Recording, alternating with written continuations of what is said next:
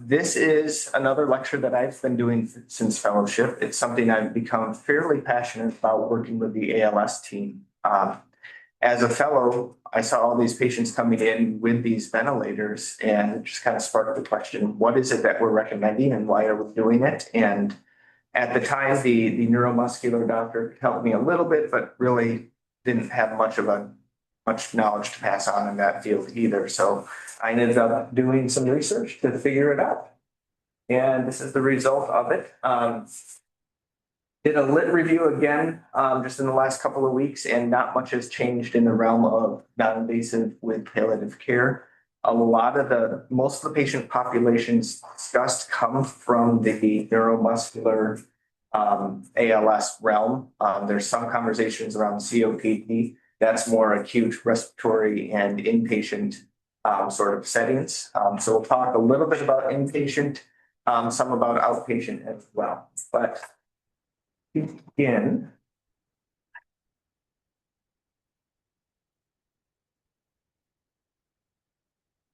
Leave that disappears. Okay, so disclosures.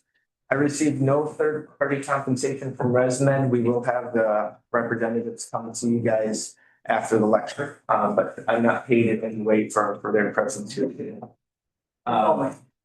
Titration and monitoring does require serial arterial blood gases and pulse oximetry.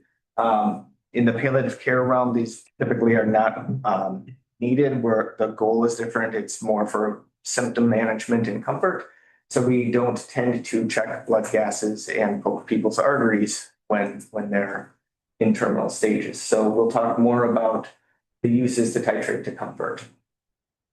So we'll start by talking about non-invasive ventilation, give a historical perspective and talk about some, and then move into positive airway pressure and some adjuncts with it. We'll talk about some management of the ventilators, and then talk about goals of treatment. We'll touch on withdrawal a little bit. Dr. Rowe does a good lecture on withdrawal of ventilators down the road. So we'll just graze the surface on that today. And then if we have time, we'll talk about non-invasive and neuromuscular disease, again, where most of the research comes from.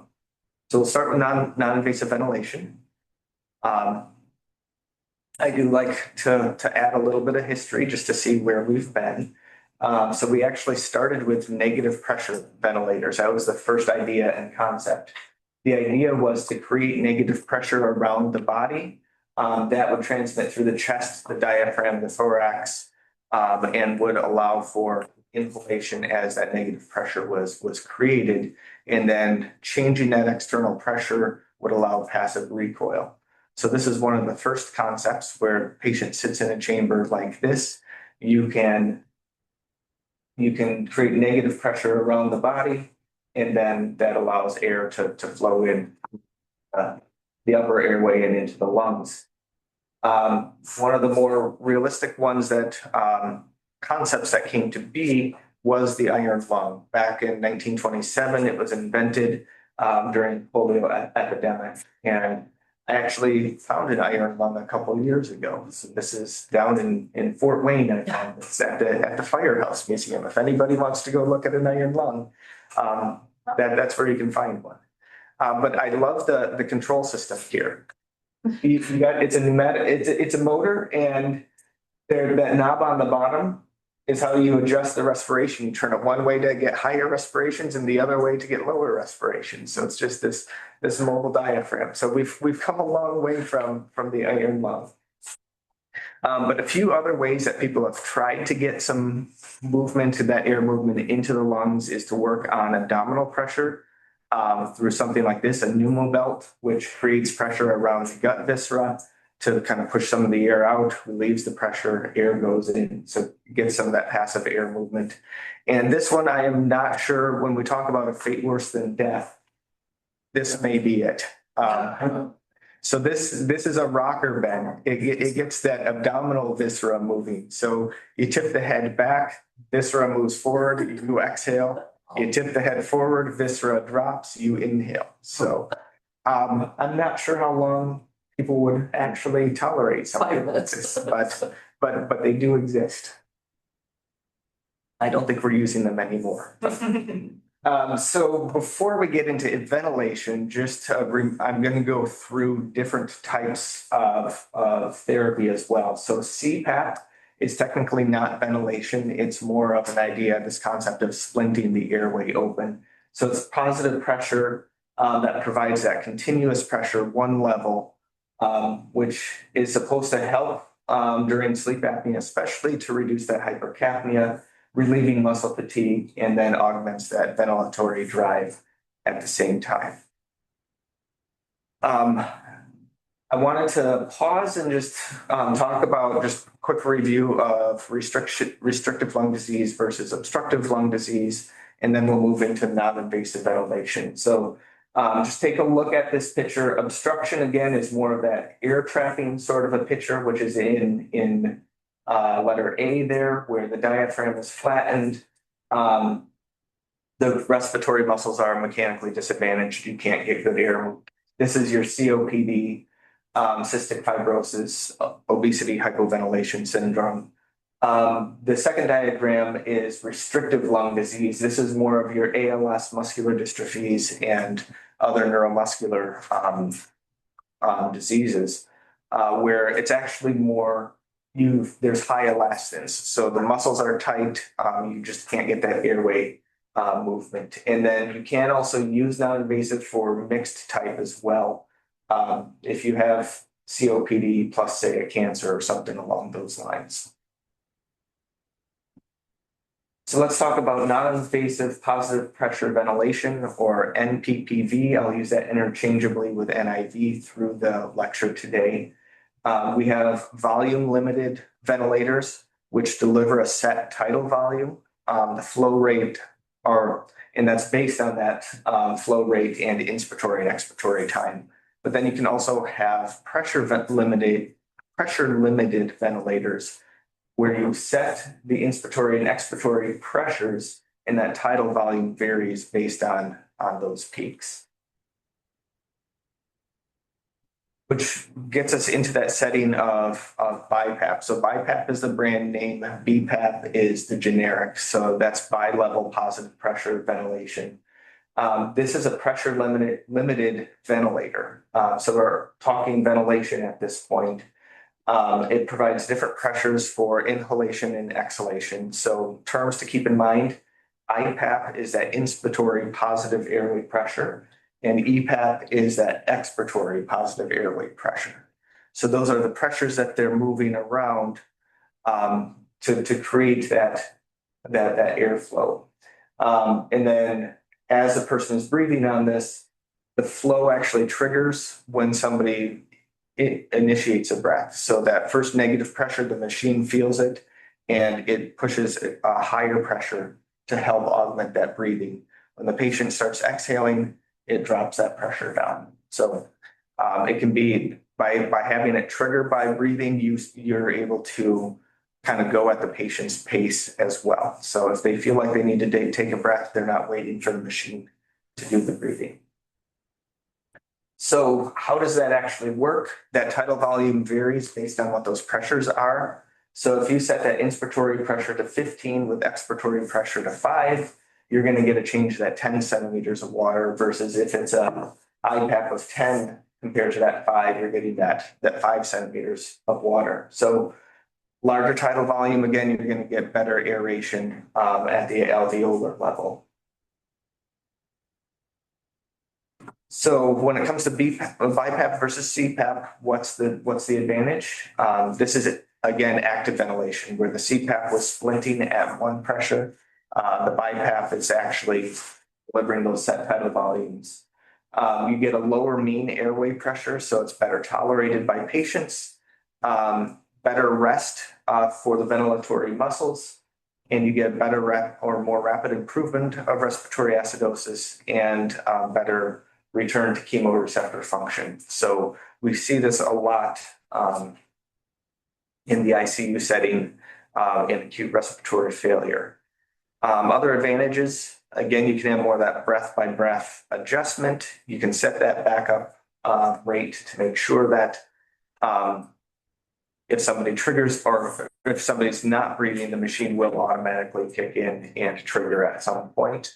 there is a mechanism to terminate that inspiration too. So there's something called an inspiration expiration ratio. So you can set it, the inspiratory time will only be for X amount of time, and then it'll automatically start the expiration process. If there are air leaks, something around the mask isn't working right, it's going to keep pushing that pressure up until it reaches that maximum set pressure. So it in a way is trying to troubleshoot having that air leak by just blowing more air to get to the patient. So there are many of these devices that are available at home. Often they do have alarm systems because this does become a closed system. So if something happens, you want to make sure that the machine is telling somebody about that. So if the device is going to be used continuously, it does need to be equipped with those alarms. So I love this diagram because it does a great job of showing us the difference between CPAP and BiPAP again. So looking down here, this is atmospheric pressure. This is what we're normally breathing at.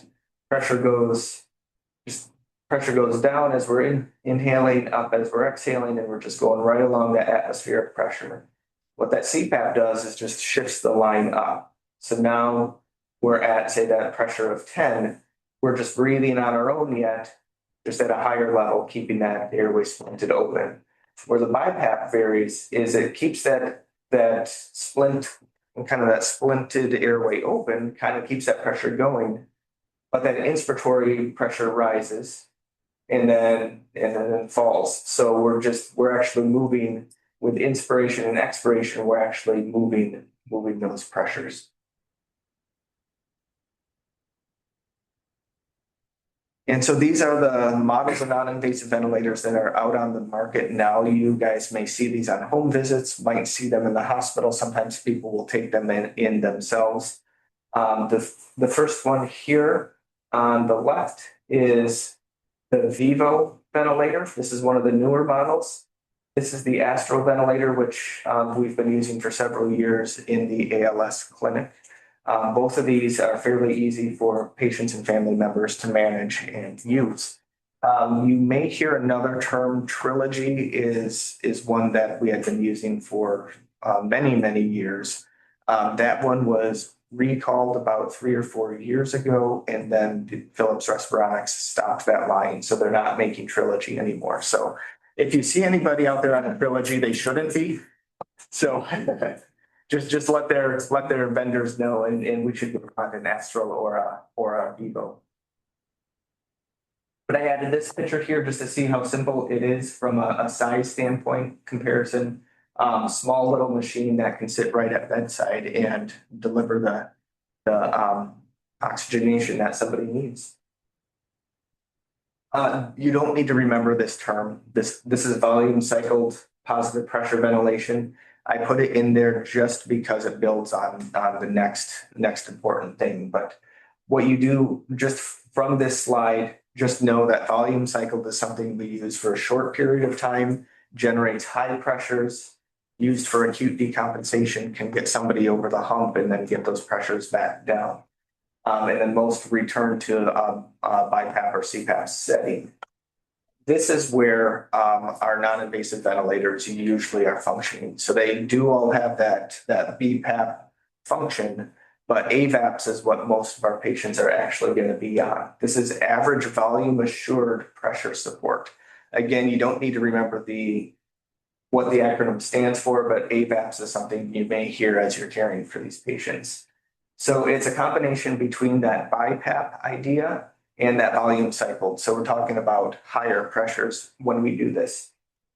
You can set the average minute volume based on tidal volume and a backup rate. So the inspiratory pressure that you set is actually a range. So it's going to vary between two different numbers. And that expiratory pressure has the same thing where it's going to vary by range. To take it a step further, IVAPS means intelligent volume assured pressure support. And that's just another mathematical thing the machines can do to subtract that dead space, and you can figure out what that alveolar volume actually is. So this is my other favorite picture from the slides. This is an older one. You can see it's still from Phillips Respironics, but it does a great job of showing us how this actually works. So this is again the target volume. So you're setting the tidal volume to this. This may be 500 or something along those lines. And breath by breath, the machine is trying to hit that target volume. And then you see the expiratory pressure and inspiratory pressures here. So these are where they're actually set. So you can see as we're breathing and reaching those tidal volumes, we're staying right between that expiratory pressure and the minimum inspiratory pressure. As that tidal volume drops, the machine picks up on that and kicks up that inspiratory pressure. And for a few breaths, that inspiratory pressure rises, and you can see the tidal volume goes up. And then we're now above that targeted volume, so the inspiratory pressures start to go back down. Here now we're dropping below the target volume. And so now it does its calculations and says we need to move that expiratory pressure up. So it shifts the whole curve up and is able to achieve again that tidal volume. So it's making a breath by breath decision as far as what the pressures need to be to achieve that tidal volume. Pretty sophisticated. It's pretty fancy stuff. Yeah. A little more than that. More rotator. on the iron lung. Makes less noise. Makes less noise. It might be white noise for those for family members and partners, but with this, it takes probably 5 or 6, maybe 7, 8 breaths before the adjustments complete. So it's there making adjustments in real time, but the patients might not feel it for a few breaths before they feel that, yes, now I'm getting enough air. So again, the advantages of this, it automatically changes that pressure support to meet that tidal volume. It adapts to disease progression in this way, and then there's greater reduction of carbon dioxide as well compared to BiPAP. So we can use it for hypoventilation. We see it again in COPD, obstructive lung disease, and restrictive lung disease. So this is a little bit of a repeat. So I'm going to skip over that. Let's talk about some interfaces. So probably the most popular interface is the nasal mask, where you can either get the mask to fit right over the nose, which is in this picture here, or you can get the nasal pillows, which are silicone cones that go right up into the nostrils. So much more comfortable. It leaves the mouth open so people can talk. Sometimes people will be able to eat through these sort of things. But you have to be able to close your mouth and kind of seal the system. So if you're a mouth breather at night, this may not work very well because the air is going to go in the nose and right out the mouth. So more tolerable and more comfortable, but not for every patient. The oral nasal mask is one that we use quite a bit, where it covers the mouth and the nose. You'll see it used in acute respiratory failure as well, but because it's covering the mouth, it's less tolerated. Again, now we're covering the whole mouth and nose. It's a closed system. You need to make sure that you have all the alarms. 24-hour supervision. You have to make sure family members know what they're doing when the alarms go off. How do we troubleshoot the machine? So there's some education that needs to take place. Biggest issue, I mean, if there's vomiting or secretions, you want to make sure that patients can take off the mask. You can clear the airway out. Power failures would be another example. If the battery dies or something along those lines, you want to make sure that you can rip that mask off. So this one's very nice. It covers the mouth and then it's almost like that, just that nasal mask. So most of the face is free. We also have this model here, and now they're actually making a magnetic frame. So like this plastic piece here, you can just knock off, and that magnetic frame, it just kind of snaps into place. So even if you got gross motor movements, you can knock that mask off in an emergency. So you're not trying to fiddle with the straps and try to pull it off. And then there's the sip and puff model. Some people will use this for continuous support. Other people will use it more PRN. The basic idea is you've got the mouthpiece, you put your mouth around it, you start breathing, and it's going to blow air in and help you catch your breath. The fancy term for cough assist is mechanical in-exoflator. You might see the term MIE, but cough assist is what most of us are using. It's going to fully inflate and deflate and empty the lungs in 4 to 6 seconds.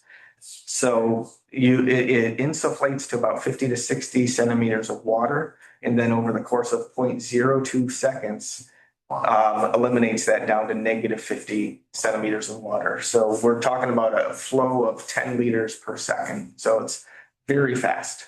Really gets those secretions moving and really helps instigate or trigger that cough. You don't want to use this in patients with bulbar ALS. Usually they've got a lot of airway collapse and compromise in the pharynx area. So that sudden negative pressure just collapses the airway. So not as effective for bulbar ALS. All right, so we'll talk a little bit about management. Again, I don't claim to be an expert in ventilator management, probably getting closer than I used to be, but the key is every ventilator comes with your friendly respiratory therapist. So ventilators are typically rented from the vendors, and then the respiratory therapist goes in, does both, helps set up the machine, talks with you about those initial parameters that you want to set up. And if any problems with the machine, family has the phone number, they call the respiratory therapist. They're usually pretty good at getting out there within 24 hours to make adjustments to the machine. So it's nice to have that extra set of eyes and ears in the house, and it can really help you to support the patients. So I dive deeper in this on some of the slides that are hidden, but just as an example from that BiPAP setting, these are good settings to start with. Inspiratory pressure about 8 to 10 centimeters of water, expiratory pressure about 4 to 5, and then you can titrate that inspiratory pressure by 4 to 5 until the patient feels pretty comfortable. And it's actually a pretty quick improvement. So if after a few breaths you're not noticing anything, go ahead and make further adjustments. If inspiratory pressure doesn't work, you can adjust expiratory pressure as well. All right, this is what we're supposed to tell our patients. The patient is encouraged to relax and let the ventilator do the breathing. That's easier said than done. So you're putting this mask on your face, usually covering the mouth and nose, and now this air is just coming at you like a hurricane. Kind of hard to relax and just let the machine do its work. So what we recommend is try it during the day. You might be able to put the mask just up to the face, like hold it there for a while, get some blow by just to kind of experience it. Try doing it while you're watching TV or reading. Do it for a couple minutes at a time. You can do low dose benzodiazepines if you need to. But again, 1 to 2 hours, just give it a try now while you're awake before you try to do it while you're sleeping. And then once it is tolerated, patients should be able to sleep through the night with it. I do tell my patients it's going to take quite some time. So you're going to get the machine, you're going to try it, you're going to hate it, you're going to take it off immediately and go to sleep like you normally do. Try it for 5 minutes tonight, maybe 10 minutes tomorrow night. Just try to build that tolerance over time. And I tell them you're not going to be able to sleep through the night that first time. So the more you can do it, the more you're going to get used to it, the sooner you're going to be able to use it overnight. And once people are using it throughout the night, we see that it does wonders for energy levels, fatigue, because they're now getting good aeration overnight and they just feel better during the day. So you do need to adjust for comfort. You got to pick the right size of mask, the right type of mask. If the oral nasal mask isn't working, you could try the nasal pillows. There's a lot of different ways that you can change in and out those interfaces to find the one that's going to work best for people. Strap tension, use the least amount as necessary. So hopefully you're not leaving the marks on the face, but sometimes it may happen. But as long as you got a good seal, and their patients aren't uncomfortable because it's too tight. And then that inspiratory time and trigger sensitivity. So you can set the machine to detect different levels of pressure before it triggers that breath. So there's a lot we can do with the machine to customize it to make it work for the patient and make it something that's going to be helpful and useful for them. And then monitoring, you want to focus on that comfort and acceptance.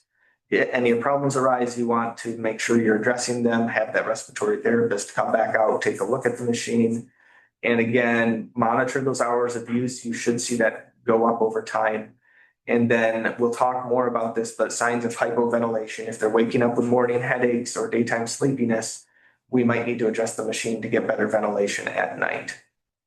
And then every few weeks is a good time to be checking that, at least initially.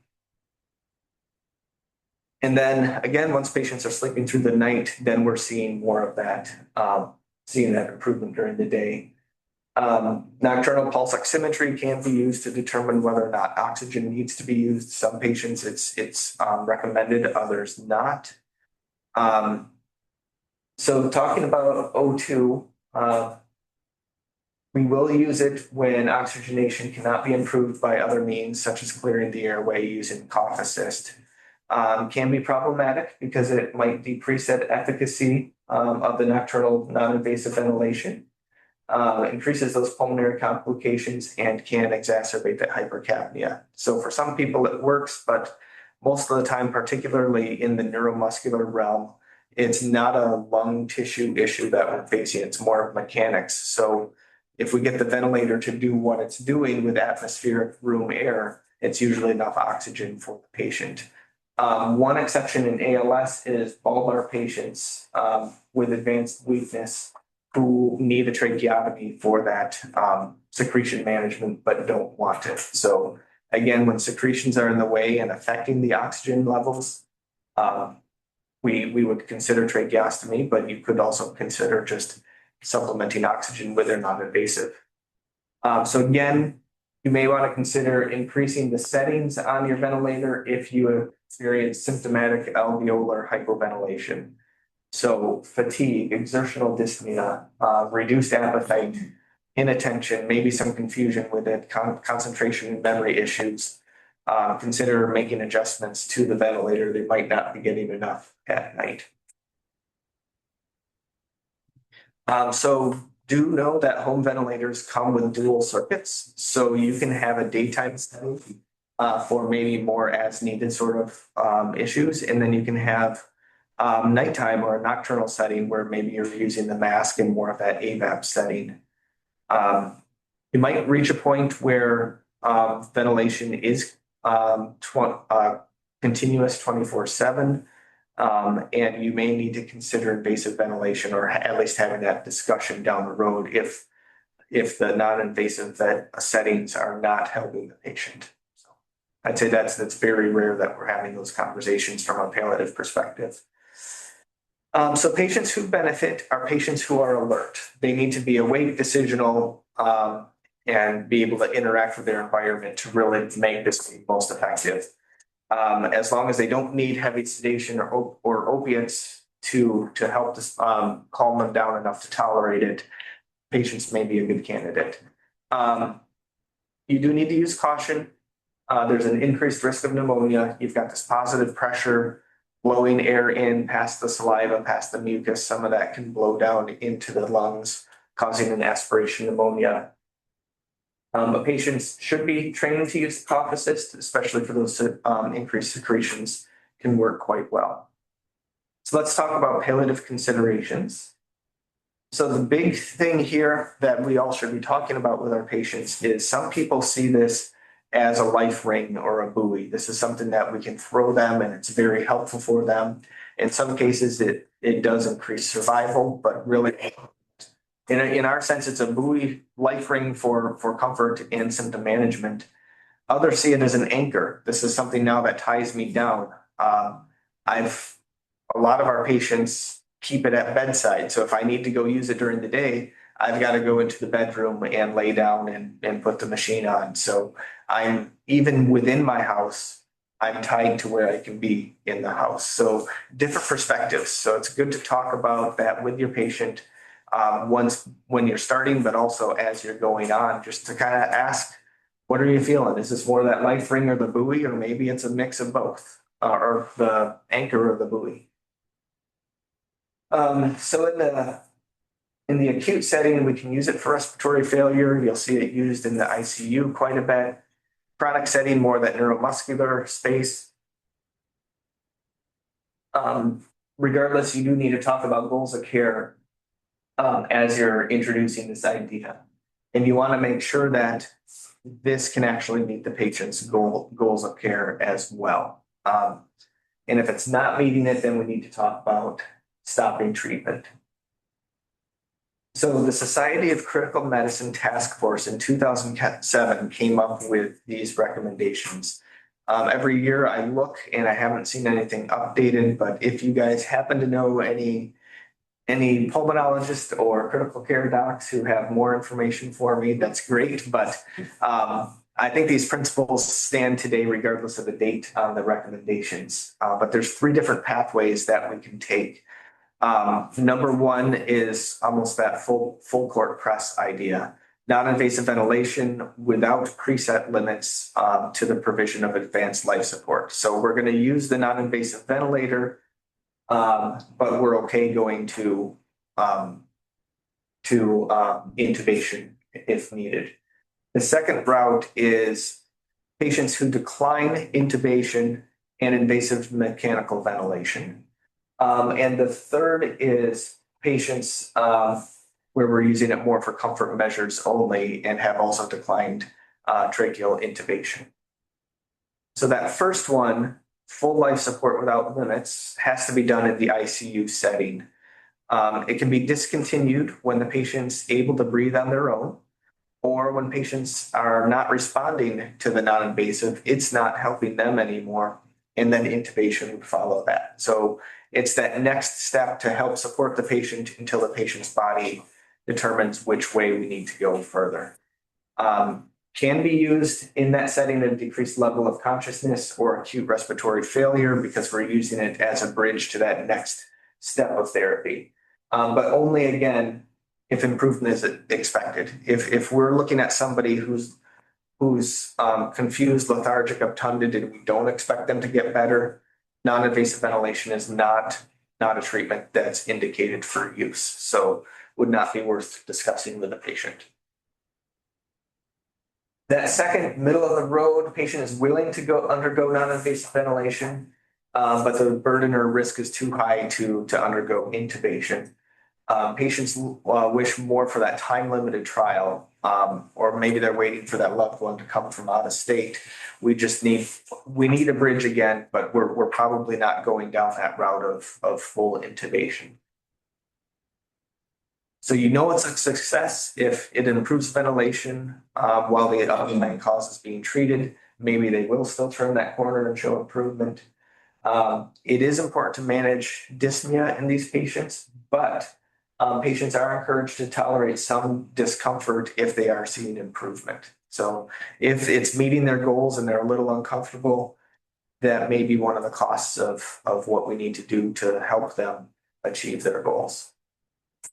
And then you can discontinue it when the patient can support their own breathing and ventilation again, or you need to make that next step and change to comfort measures without life-sustaining therapy when the ventilation is ineffective, or the patient's not tolerating it. So it's a good time-limited trial again, and it's good to address it with patients as that time-limited trial.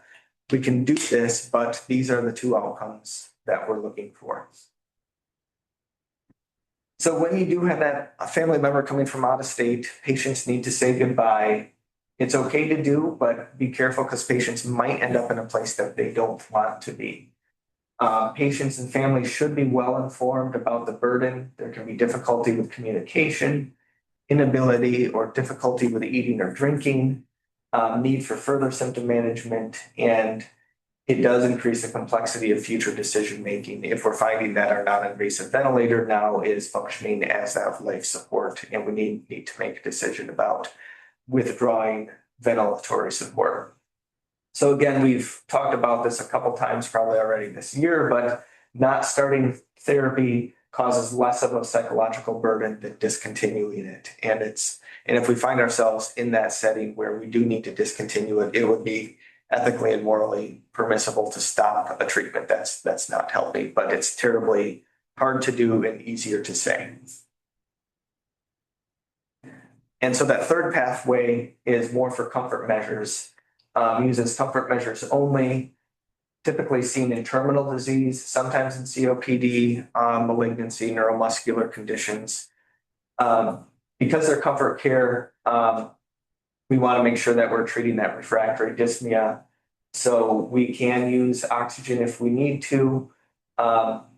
We do see that just the ventilation itself reduces dyspnea significantly compared to oxygen supplementation alone, and may be a good choice for people who wish to avoid opiate medications and want to stay awake and alert for as long as possible without medications. Again, the goal is maintain cognition and the ability to communicate. So it's a great way for them to be able to do that. And it may be great for those who can kind of use it as needed or use it at night, but don't need to use it during the day, or for those patients who are using it near continuously, but they can take it off for 15, 20 minutes for a visit with family members or a friend. They may benefit from doing this over other interventions. So it's successful when it controls the symptoms without causing other problems. But if it's not providing comfort, it's the treatment's failing them, and we should talk about discontinuing that therapy at that time. Again, there's no indications to use this for patients who can't communicate their symptoms. And it can be used in conjunction with other opiates. Like I said, the goal is typically to avoid opiate medications, or it's for people who want to avoid opiates. But a study I looked at last week actually was comparing ALS patients on non-invasive ventilation to off non-invasive ventilation. And those on it were actually using more opiates for dyspnea than the others. So that's kind of a surprising study. I have to dig a little deeper, but I also wonder if those were the patients who, by the fact they're on non-invasive, means they're worse off to begin with. So that may well explain what those findings are showing. And then other considerations, clarify whether it's indicated. Don't offer it if it's not indicated or if it can't meet their goals of care. And then describe the goals of the care, or describe goals of therapy. So what do we expect it to do, and potential burdens, and then compare that to how that relates to the three different pathways. And that may help patients determine whether or not this is something they want to try.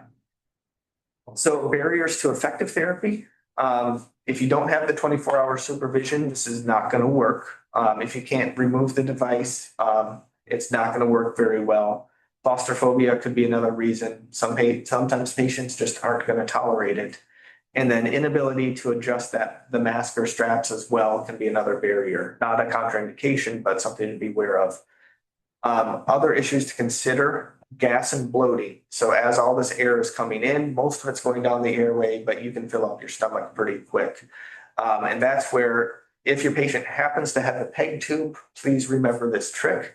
You can actually burp PEG tubes. So as you're getting that gas and bloating, just pop the top off that PEG, apply a little pressure. You can let that gas out. So we can get around it that way.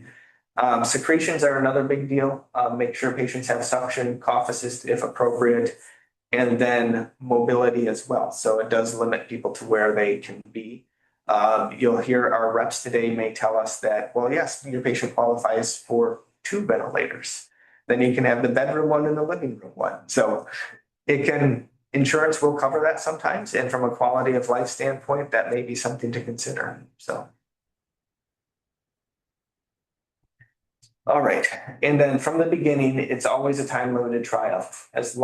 We need to look at what are those predetermined indicators for success. So when I'm starting this with my ALS patients, I tell them that we're starting this for symptom control, symptom management. There may be a time when it's more continuous and we see it more as life support. I want to make sure we got the right goals in mind and the goals for you. Some people see life support is an important function of this. Other people don't. So I throw that out there on day one. And then as we do discontinue it, bring in the opiates, bring in the other medications to help with that dyspnea as we're weaning off of the ventilator. And then it's great if we can have that conversation about what is this machine doing for you? When do we start? When do we stop? In the ambulatory setting, that's the best place for it.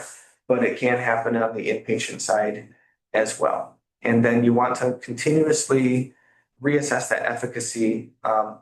Is the machine still meeting the goals for your patient? So looking at those three categories of pathways again, where can we do these? Category one must be in the ICU because there's potential for intubation following the non-invasive. Category two is usually in the ICU or at least started in the ICU, but can be done in a facility with trained personnel. And then that comfort care pathway can actually be done at home. And so when we are doing it at home, I touched on some of this, but you do need to have trained nurses, family members need to be trained. Respiratory therapy. So again, the machine does come with that respiratory therapist, but they can help with troubleshooting the machine, getting the right settings to start with, and then physician oversight as well. Oftentimes, patient populations this works best in is those populations where caregivers are already used to taking on something else, or there's a kind of a bigger caregiver burden or care's already part of the patient care. So patients with COPD, patients with ALS or neuromuscular, those caregivers have been so well trained in everything else up to this point that they quickly catch on to what we're doing and can continue that non-invasive ventilation. And again, way at the bottom of the slide, this is not indicated for actively dying patients. So once a patient has entered that actively dying phase, it's good to talk about ways to wean the ventilator, get them on medications to help with dyspnea, but the ventilator no longer has that role. So it's okay to go ahead and stop it at that. A few slides on withdrawing. When making that decision to withdraw, you've got to ask who's making the decision. Is it the patient? Is it a surrogate decision maker? What evidence was considered when we're doing this? You want to make sure you're talking about other alternative approaches. Does the patient know the basic facts? If we stop this, you will die. Are they well informed? You want to make sure that no coercion is involved. And then the patient has also settled, or the family member has settled on that decision. You don't want somebody coming in and saying, yes, today remove it, but later this afternoon they say, no, I don't want to do that. So you want to have that settled, consistent answer from them. Do assess the capacity of the patient, who should the decision maker be, and then summarize the risks and benefits. So when people do decide to go through it, we've got a few other decisions to make. Where does the patient wish to be? Is the patient in the ICU and wants to get home? Do we have ways that the patient could get home so that they can enroll in hospice and be cared for in hospice for those minutes or hours that this may be that ventilator comes off? Explain and discuss what's going to happen. Make sure patients know, make sure family members know, reassure that we're going to take the best care of them, address any symptoms that come up, and that they should not feel any air hunger, should not feel panicked through this process.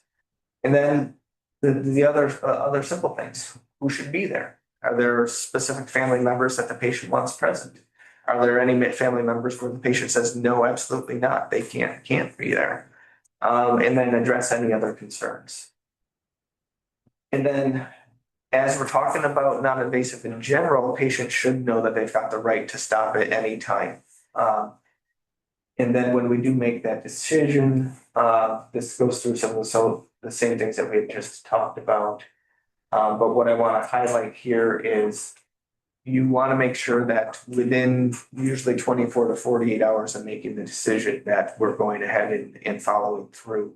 Any further time creates just more anxiety as we're lingering, and that date 2 weeks from now is approaching. It just causes a lot of stress in that.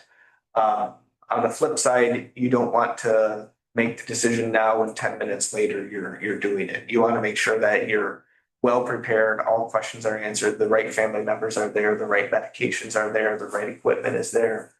So it takes some time to do that. And then again, we address the symptoms of dyspnea with that, and then we want to make sure we're supporting the family members beforehand and afterwards. Hospice with bereavement is very, very good to keep in mind. And I can buzz through this. I know we're running short on time,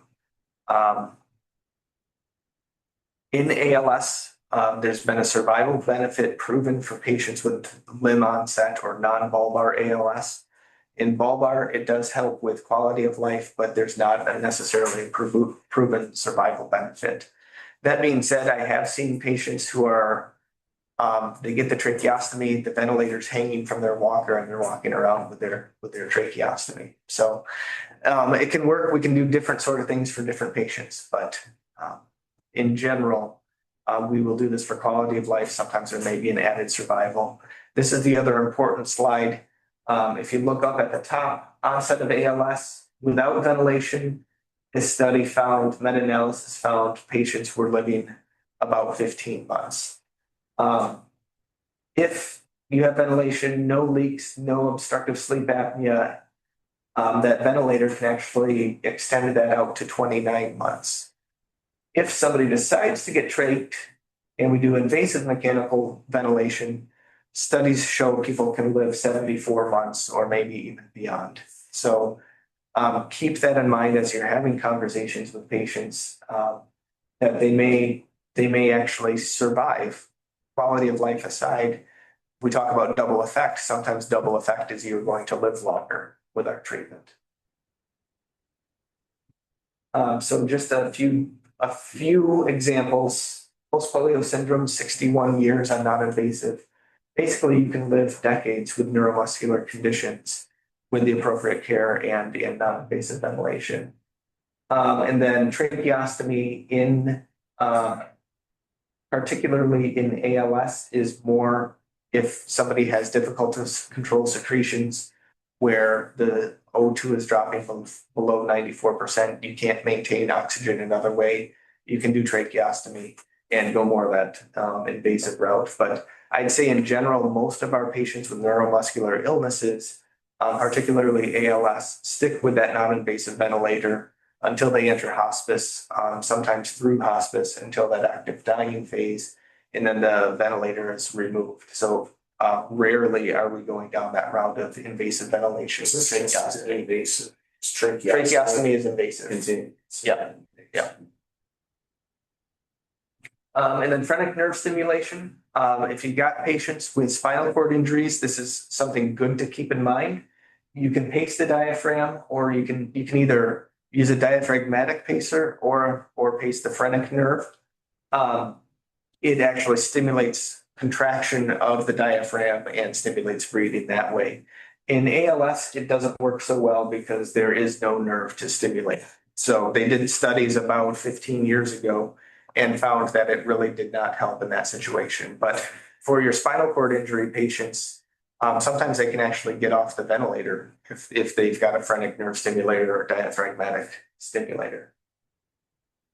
And with that, we will wrap up. So there's various forms, but palliative non-invasive ventilation, consider the reason for treatment, and withdrawing is always an option, and we should be able to help support our patients through that. So with that, are there any questions? That was really good. Thank you. Yeah. I always think with ALS, I think there's a lot more awareness of it, like on social media and stuff, and the Stevenson Foundation. I have this difficult time, he's trained and vented and he's lived for, I don't know how many years now beyond, but he now can only communicate with his eyes on a monitor. And I just I don't know, it's goals and everything, but like what you mentioned about that most ALS patients not to go down that route. Drake. Yeah. So, and for some people, like you said, it's all about goals of care. Yeah. And if survival is the goal, invasive ventilation with a tracheostomy is the way you need to go, particularly with bulbar ALS. Other questions?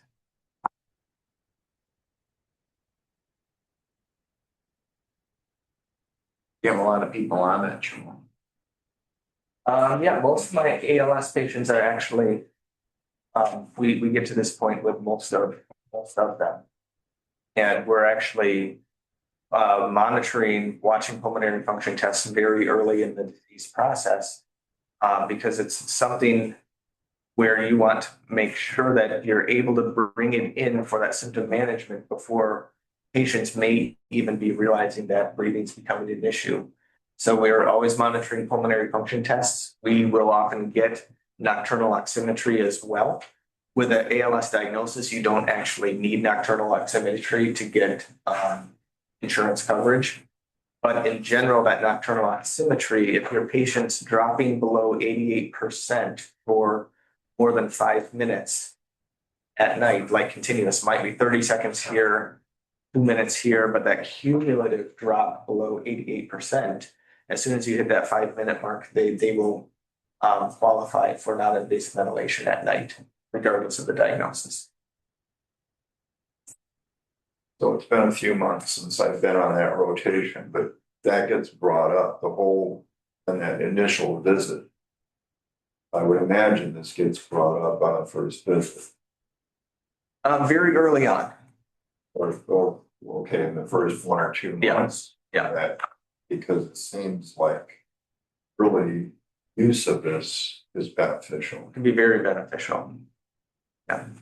Like that gentleman we saw that you were trying to encourage with the ALS like diagnosis about using it to help with muscle fatigue and, Yeah.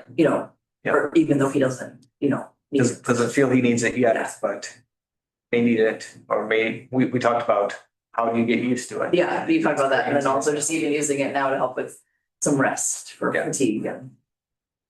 And it builds on itself, I would think, because once you aren't fatigued and you realize why you aren't fatigued, it's just a positive reinforcement. Exactly.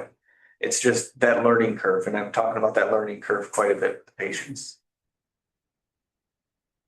Can I ask Yeah. rather ignorant questions? I think I know the answer already, but forgive me, I just don't have to answer some calls, but I'm assuming in the adult world, can any of these interventions still go on and be on hospice? Yes. And actually, early on in my career, I had to do a lot of talking with hospices and hospice nurses to describe that the intent is for comfort care, the intent is for quality of life and not for survival. And then most hospices now in the area will cover this. So hospice as payer does pay that monthly rental cost. So it's good to talk with hospice and make sure if it's important to the patient that hospice can afford to pay for that as well and continue the coverage. Is that different, just hospice to hospice? Yeah. If they're willing to, basically? Yeah. So, and most hospices will have a contract with a vendor as well. Sometimes they make a contract with the patient's vendor they're currently with. Sometimes they build a nice relationship with their respiratory therapist and want to keep the same respiratory therapist. So those are all kind of the details that can be worked out with hospice with it. We obviously have, in our pediatric world, most of our kids are on some form of support, and it works differently with concurrent care, so I think it needs to change. And it's more confusing or simpler, but it's paid for it the regular way. Right. But it's there. Yeah.